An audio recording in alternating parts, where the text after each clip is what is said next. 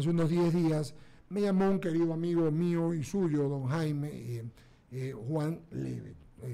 Ellos, Juan y Jaime, son como mis hermanos, nos criamos juntos, somos panas, nos vemos, no tanto como deberíamos, pero sí lo más posible.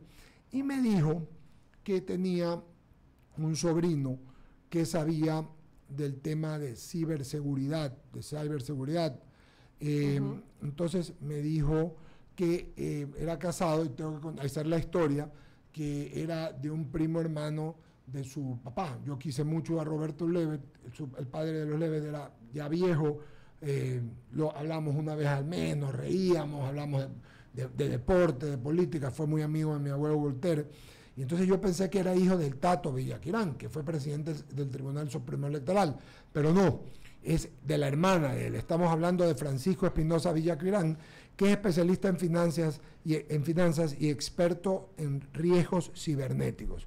Lo tenemos hoy aquí, pese, repito, que como hemos estado tan intensos en el comentario político, de que fueron ingenuos o que hubo pacto o que realmente no sabemos, que creo que fue fresco traer a Jesús, al español que hablamos primero, al catedrático, luego hablar del tema de la gasolina, hablar de los préstamos que está haciendo el gobierno por medio de Mauricio Salem, enhorabuena, y ahora entrar al comentario con el caballero en mención, a quien saludamos. Arranca Francisco Espinosa, ¿cómo está? Muy buenos días. Lucía Jaramillo le saluda, un gusto poder tenerlo aquí en el diálogo de I99. ¿Nos escucha perfectamente? Les escucho perfectamente. Buenos días, Lucía, y buenos días a todos. Claro que sí. Muchas gracias por la invitación. No, pues de qué, sin duda es un tema muy importante el que vamos a tratar, y es el tema pues justamente de los hackers, ¿no? Y es que las instituciones financieras, Francisco, del país están obligadas a invertir en tecnología y personal para minimizar los riesgos de sufrir ataques cibernéticos. Ya veíamos o los casos que se han dado en los últimos tiempos, por ejemplo, el que sufrió el Banco del Pichincha, con un ataque cibernético. Cada vez pues estas instituciones, sobre todo los bancos, tratan de refinar y se complejan este tipo de ataques o evitan que se den este tipo de hackeos. ¿Cómo hacerlo no solo para ellos, sino también para nosotros los clientes? Y también hemos visto también el tema de los QR, que eso más adelante lo voy a tratar, Francisco. Primero el tema del sistema financiero. ¿Qué se está haciendo? ¿Qué se debe hacer para evitar este tipo de hackeo? Lo escuchamos. Bueno, yo creo que primero es tener conciencia del nivel de riesgo que el espacio cibernético ha traído no solo a las empresas, sino a todas las personas. O sea, el avance tecnológico es algo bueno que impulsa el desarrollo, pero al mismo tiempo viene acompañado de un riesgo enorme, que si no se lo mitiga es muy grave, ¿no? Para que ustedes tengan idea, en la última reunión del Foro Económico Mundial, el riesgo cibernético ya fue clasificado como el riesgo global número 2. O sea, solo está abajo el riesgo de un potencial cambio climático. O sea, está por encima del riesgo de la pandemia y de todos los otros riesgos.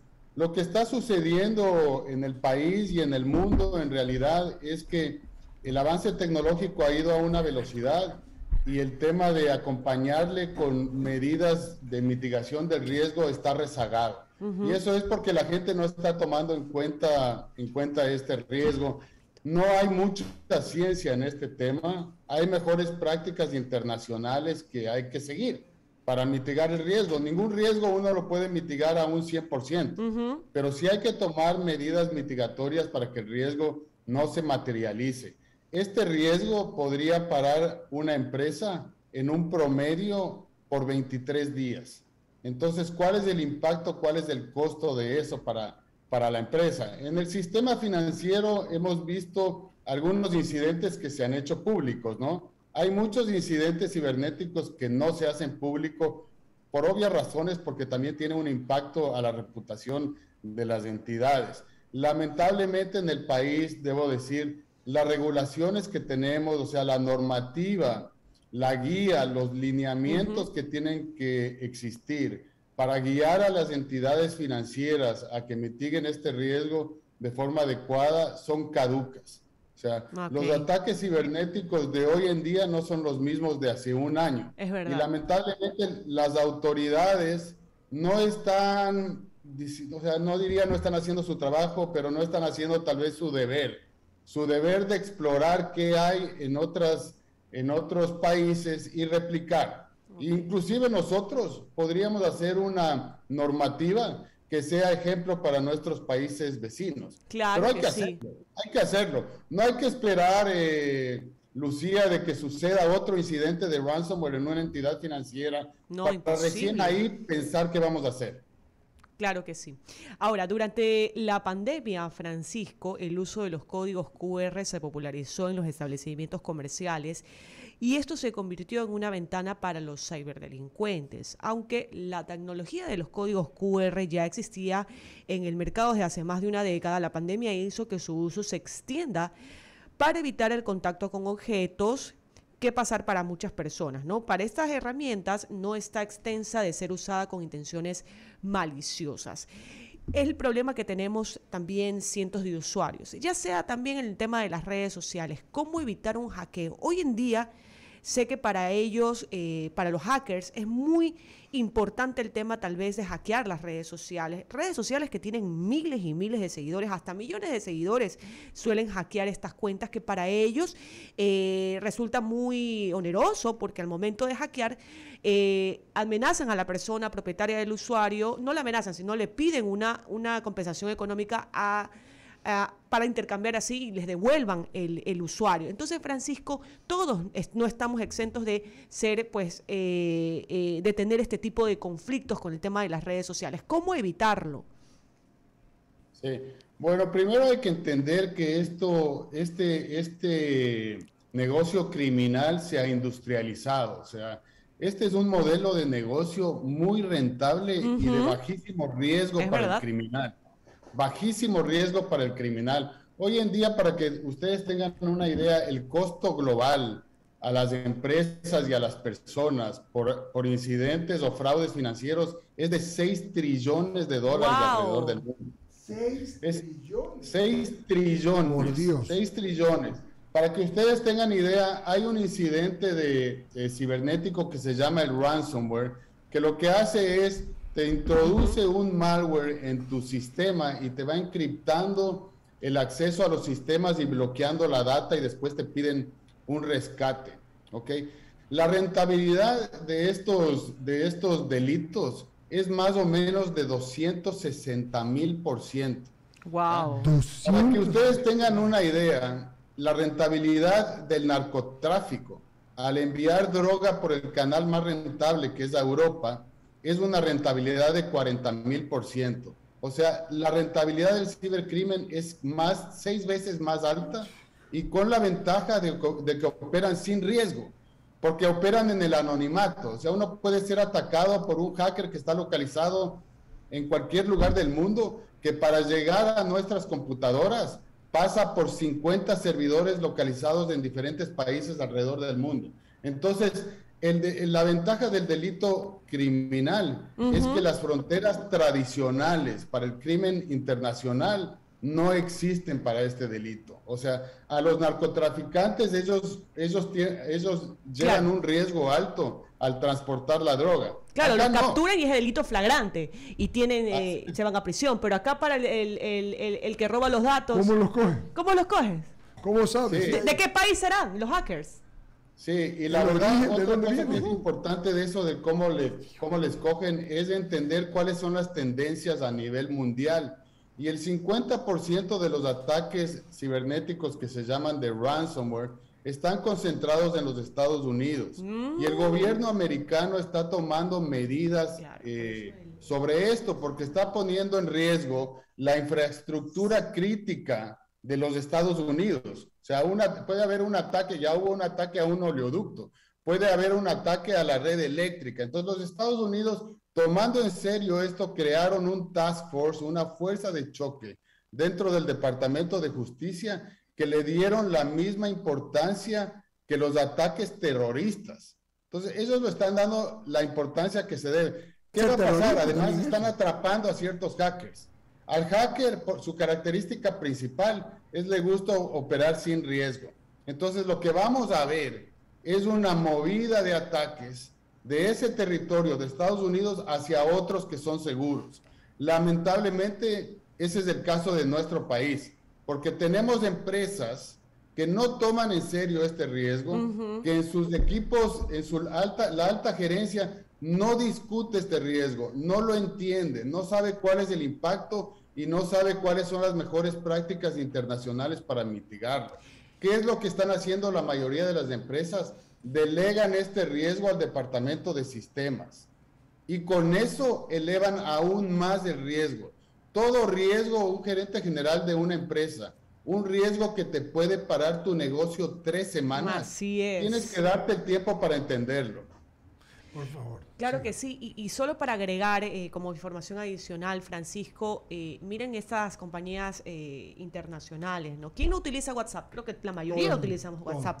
Y es por eso que WhatsApp va a agregar un tercer check azul. ¿Usted sabía eso, abogado Mendoza? No sabía. Así es, va a agregar un tercer check azul para evitar estos riesgos cibernéticos. Y es que la aplicación de mensajería instantánea lanzará esta medida para informar a los usuarios de quién hace este famoso pantallazo a sus conversaciones. Francisco, tanto como estas multinacionales o estas empresas bueno, de mensajería que todo el mundo utiliza, cada vez va avanzando en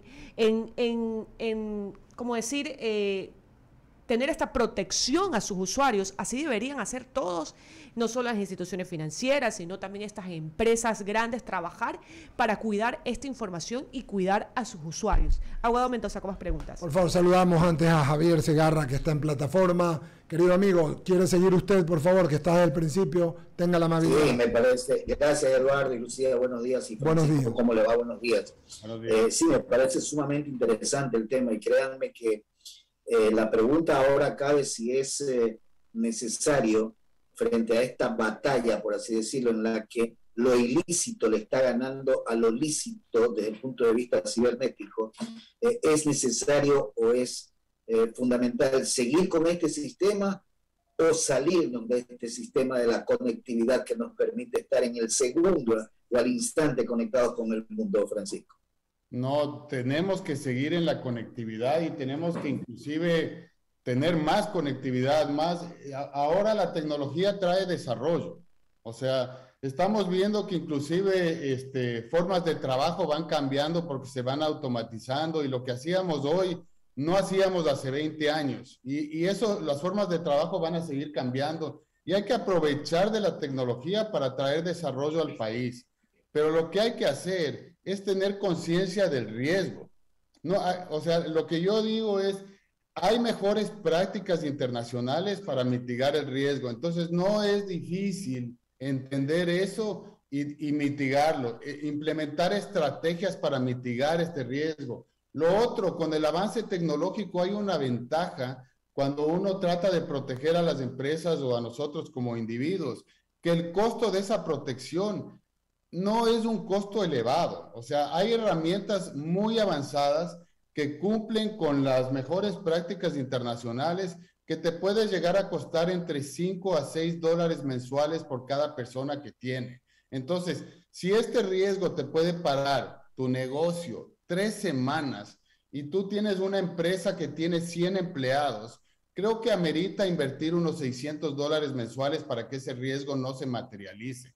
Pero con preocupación yo veo que este riesgo la gente, la alta gerencia que por supuesto está preocupada de crecer su negocio y de lograr su rentabilidad, pero somos un poco, yo diría, más en el manejo de riesgos. En el manejo de riesgos, en darnos el tiempo, deberíamos tener todas las empresas un comité de riesgos donde nos reunimos, no sé, una vez al trimestre, para discutir los riesgos, entender cómo van evolucionando estos riesgos y cuáles son las mejores prácticas internacionales que hay ahí en el mercado. Les cuento, yo acabo de regresar al Ecuador, yo he trabajado 20 años en una multinacional y en uno de mis roles cuando yo trabajaba en Londres, yo lideraba el comité de riesgos para toda Europa.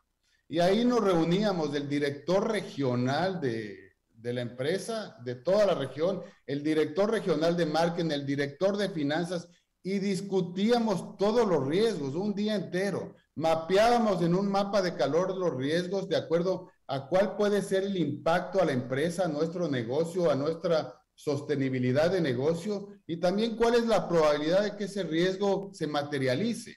Y todos los riesgos que aparecían arriba en rojo, los discutíamos y nos asegurábamos de que nosotros lo entendíamos y que nosotros tomábamos la decisión. No lo delegábamos a un equipo localizado en cualquier país para que ellos tomen la decisión. Entonces, eso es lo que está faltando acá. Un poquito más de involucramiento de la alta gerencia. Es decir, Francisco, en nuestro país, en el caso específico, lo que falta entonces es invertir en estos temas para evitar situaciones adversas a nivel empresarial. Sí, pero yo quiero resaltar que la inversión no es muy grande. O sea, es un mito. A veces la excusa es decir, no hay los dineros. Es cuestión de optimizar los recursos que uno tiene. O sea, en el sector público es muy preocupante. Hemos visto incidentes de ransomware a CNT, a ANT, a la Armada le han hackeado, a la función judicial, al Consejo de la Judicatura, creo que le hackean cada 2, 3 meses. ¿Qué estamos esperando? ¿Qué estamos esperando? Y los ministros de Estado no pueden delegar esto a un centro de inteligencia o no sé a quién lo estén delegando. Ellos mismos son los que tienen que empaparse del tema.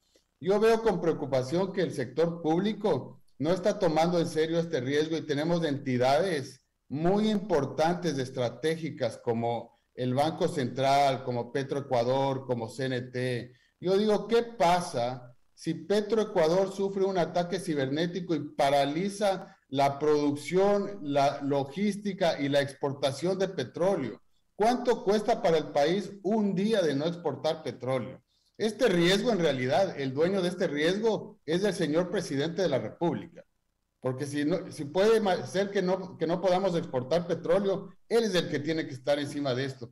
Y yo conozco que las herramientas que tenemos en el Estado son herramientas que no dan la protección, que los equipos que manejan esto, los equipos humanos, lamentablemente la institucionalidad del sector público, de los mandos medios del sector público, decayó en la última década. Entonces, esas personas no están capacitadas para que les deleguemos un riesgo tan enorme. Entonces, tienen que tener una estrategia para agarrarlos al toro por los cuernos, ¿no? Ya es cuestión de tomar medidas proactivas y no reactivas. No esperemos a que haya un incidente.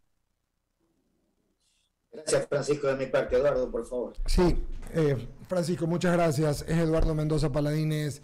Está usted en el programa Diálogo por Radio I-99, 98.9 en Guayaquil y a través de las redes sociales, en televisión, en redes, en el @Radio I-99, en cualquiera de las redes que usted o tenga su preferencia. Me quedé, como se dice, pensando, y cuando uno come chicle, ¿no? Y piensa, masticando las cifras, ¿sí, no? Las cifras, estas dos cifras dijo usted, perdóneme, 36.000 trillones de dólares de ganancia, ¿no? Dijo usted, Francisco, ¿no? 6 trillones es el costo para las empresas. 6 trillones. Ya. Y que la ganancia real líquida es de cuánto para los que... Ajá. La rentabilidad es de más o menos 260.000%. Ya, y que por ejemplo, y la comparó con el narcotráfico, que es de 40.000%, o sea que es 220.000 millones más, es decir, es un tema terrible. Yo he hablado de esto con la ministra de Telecomunicaciones varias veces, y me dice que están encargándose del tema. ¿Qué debemos hacer en el Ecuador para poder hacer, a la brevedad, ¿no? ¿Qué debe hacer el Estado y las empresas privadas para que esto no pase, para estar preparados para esto? Urgente implementar un plan estratégico para proteger a las empresas del Estado que hoy en día no están protegidas. Y esto lo digo porque en el sector público, por ejemplo, el vector más usado para atacar por los hackers es el correo electrónico. 96% de los intentos tratan de entrar por ahí y 9 de cada 10 ataques cibernéticos entran por el correo electrónico. Casi en todas las instituciones del sector público tenemos un correo electrónico que se llama Simbra, que es open source, que es gratuito, que es flojo en el tema de seguridad. Entonces, ¿qué es lo que pasa? Tenemos correos electrónicos de Microsoft y de Google, que son los que deberían implementarse. En el sector público sé que la presidencia, Petroecuador, el Ministerio de Economía y otras sí tienen un correo electrónico de Microsoft, pero lo tienen en servidores dentro de las oficinas. Esto es una mejor práctica de hace 10 años. Todas las multinacionales tenían los servidores de correo dentro de las oficinas, y hoy en día no es que no se pueda tenerlo, pero si uno lo va a tener, tiene que venir acompañado de un equipo altamente calificado de seguridad de la información para que esté cerrando las brechas de seguridad a diario que se dan. Y eso no tenemos. Eso no tenemos. Entonces, en el sector público existe una vulnerabilidad altísima, y también en el sector privado, porque en el sector privado también, miren, una de las mejores prácticas que existen hoy en día, que te dicen que uno tiene que usar la inteligencia humana conjuntamente con la inteligencia artificial para combatir al cibercrimen. Entonces, no es que nosotros ahorita estamos rezagados contra estos criminales, pero nosotros podemos estar un paso más adelante si seguimos las mejores prácticas internacionales. Entonces, si nosotros queremos usar la inteligencia humana para combatir este delito, a esas personas tenemos que entrenarlos. Y hay herramientas para entrenar, entrenamiento automatizado, enviarles ataques simulados para ver cómo ellos se comportan y enseñarles conceptos básicos de ciberseguridad. Entonces, cualquier empresario que tiene su empresa y me está escuchando ahorita, si no están entrenando a los usuarios, tienen una vulnerabilidad muy grande. A los usuarios también, no solamente personas, sino a los usuarios. Así es, porque como el correo electrónico es el más usado para atacar, no podemos poner un firewall en el correo electrónico. Correos electrónicos van a entrar, y los hackers son gente muy capacitada, son empresas que saben lo que están haciendo, y ellos se van a filtrar a las seguridades de los antivirus. O sea, es un mito creer que con un antivirus estamos protegidos, porque un hacker, antes de enviarte un ataque, va a probar su malware que no se ha detectado contra los antivirus. Y es probable que ese ataque evada la detección de todas las herramientas y aterrice en la bandeja de entrada de cualquiera de nosotros. Entonces, nosotros tenemos que tener un conocimiento básico para poder detectar que ese es un incidente o no. Y tener la ayuda de una herramienta que me dé un poco de información para poder decir esto si es un ataque. Por ejemplo, si llega un correo electrónico de alguien que ustedes creen que es alguien que se comunican a diario, porque eso usa el hacker. Para hacerles a ustedes un ataque de spyware, abogado Mendoza, les va a llegar un correo de alguien con el cual ustedes se comunican a diario. Eso es lo que ustedes van a creer. Pero el correo viene de un hacker. Entonces, tienes que tener una herramienta que te diga, este correo no está, aparenta venir de Juan Levet, pero está viniendo de este correo en vez de la L, una I. Entonces, es un ciclo continuo de innovación usando la inteligencia artificial. Totalmente de acuerdo contigo. ¿A quién no hemos sufrido ataques de hackers? Yo también sufrí ataques de hackers. Pero hablemos ya, tú hablabas de las empresas, de los bancos, pero para una persona común y corriente, ya que no depende de una empresa y las empresas no las capacitan a los usuarios. Para una persona normal, para un ciudadano común y corriente, que tiene sus datos en su celular, que tiene sus redes sociales, ¿qué necesita? ¿Es muy costoso tener un sistema de seguridad en su celular? En realidad, como les digo, no. O sea, una persona, cualquiera de nosotros, puede tener una protección pagando $5 mensuales $5 mensuales. O sea, para el costo o el potencial impacto de un ataque, me parece que es un costo razonable, ¿no? Totalmente, Francisco, porque ¿qué pierde uno? ¿Qué pierde uno? A veces hay personas que guardan sus datos, no es por nada, aunque no debería pasar, en sus iCloud, en sus notas, el tema de sus tarjetas de crédito. Las contraseñas. ¿Quién no graba sus contraseñas? Yo lo grabo, eso es un gran error. Pero claro, ¿qué domina? Imagínense. Sus fotos. Hay fotos porque tienen hace años, que uno a veces los recuerdos es que más que lo mueve. Sus fotos personales.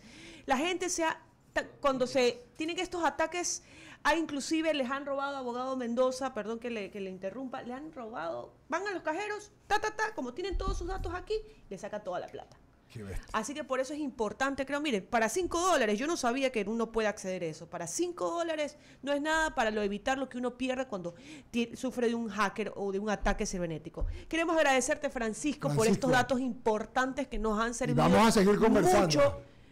Claro que sí, lo que dice Lucía es la verdad, Javier, porque la verdad es que yo me quedé helado. Lucía domina el tema mucho más totalmente tecnológica, yo algo he aprendido, pero el asunto es que lo que dices es tan importante. Me llega un mail de Lucía Jaramillo, con quien chateamos a diario, y uno piensa que no se da cuenta que le cambiaron una I, un puntito. Y en el celular sí he visto que le ponen seguridad y a veces uno se descuida por no pagar una tontería al año 33, una cosa así, y miren lo que pasa. Así que vamos a seguir hablando, Francisco, vamos a seguirlo invitándolo porque realmente ha sido un tema realmente refrescante, Javier. Lucía, ¿verdad? Un pequeño consejo: en las últimas semanas ha habido varias actualizaciones de Google a que se actualice el navegador de Chrome. Entonces, si cualquiera usa el navegador de Chrome, debe siempre tener la última versión ahí. Se actualizan los softwares y uno a veces es cansón decir hay que actualizar el software. En la mayor parte es para cubrir vulnerabilidades. Entonces, apenas reciban una alerta de que hay que actualizar el software, hay que actualizarlo ese rato. Y si ustedes usan el navegador de Chrome, asegúrense de actualizar. Perfecto. Gracias, Francisco, por estas recomendaciones. Muchas gracias. En nombre del 99 del programa Diálogo, le mandamos un abrazo, seguiremos conversando. Yo los saludo a sus primos por acá que le mandaron saludos ahorita también. Saludos ahí a Juanito. Muy bien.